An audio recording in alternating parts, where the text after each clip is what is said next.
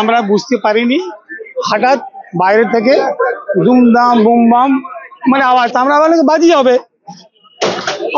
হবে, প্রথম বিসর্জন জগদীপুর বিসর্জন হবে। তো আমরা একটু এবার দেখি হঠাৎ দেখছি ভিতরে আমার বম চলছে। আমার কোলে বাচ্চা ছিল, বাচ্চাকে নিয়ে আর একটা 11 বছরের মেয়ে ছিল, ওকে নিয়ে পুরো একদম মানে কোলে নিয়ে একদম কোনো রকম বাঁচলাম। কারা বম চালালো দাদা, আমরা চেহারা দেখতে পাবো, ওই 2 মিনিট মধ্যে আমরা বুঝতে পারবো কি কে বম চালালো, কে কাকে চালালো আমরা দেখতে পারবো। যদি দেখতে যাই আমাকে গুলি লেগে যাবে। একদম বাইরে থেকে ভিতরে ঢুকে গেছে, যে ওর টার্গেট ছিল, ওর টার্গেটে মারতে গেলে ভিতরে ঢুকে গেছে। আমি ওকে নাম জানি না, কিন্তু ভিতরে ঢুকেছিল। ওকেও যে দোকান যে আছে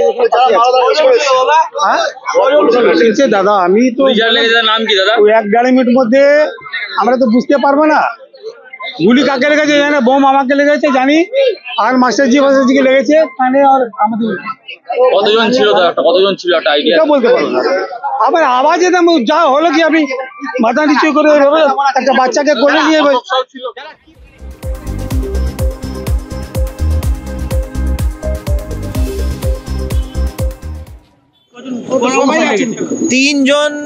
তিনজন এখানে চা দোকানে আসেন। তারা অশোক সাউ নাম করে স্থানীয় যুবক যে আছে তার লক্ষ্য করে গুলি করেন। আর ওনারা যে এখানে যারা স্থানীয় লোক ছিল তাদের স্টেটমেন্ট অনুযায়ী একটি বমও চার্জ করে। যে অশোক সাউ আছে ওনাকে অলরেডি হসপিটালে স্থানান্তরণ করা হয়েছে। ওনার যে ব্যাকে আপার পোর্শনে গুলি লেগেছে। ওনার উপরে फरवरी 2023 एक बार और अटेम्प्ट হয়েছিল। সেই ঘটনায় আকাশ নাম করে একটা লোক, ওই স্থানীয়, তার ছোট ভাই ও মারা গেছে। আকাশ ছোট ভাই ইনভলভমেন্ট আমরা পেয়েছিলাম।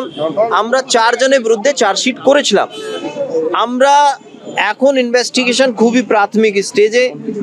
আমরা যতগুলো এভিডেন্স, সিসিটিভি ফুটেজ, বাকি এখানে অনেকই লোক ছিলেন, তাদেরকে জিজ্ঞাসাবাদ করে আমরা খুব শীঘ্রই এটা কিনারা করব। এই ঘটনাটা এর থেকে বাইরে এখন পর্যন্ত কিছু বলার নেই। আপনাদেরকে আমরা পরবর্তীকালে অবশ্যই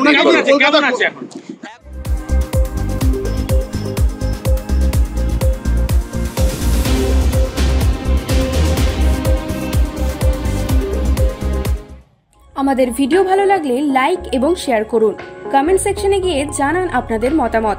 আরও ভিডিও পেতে আমাদের চ্যানেল সাবস্ক্রাইব করুন এবং প্রতি মুহূর্তে খবরের আপডেট পেতে প্রেস করুন বেল আইকন।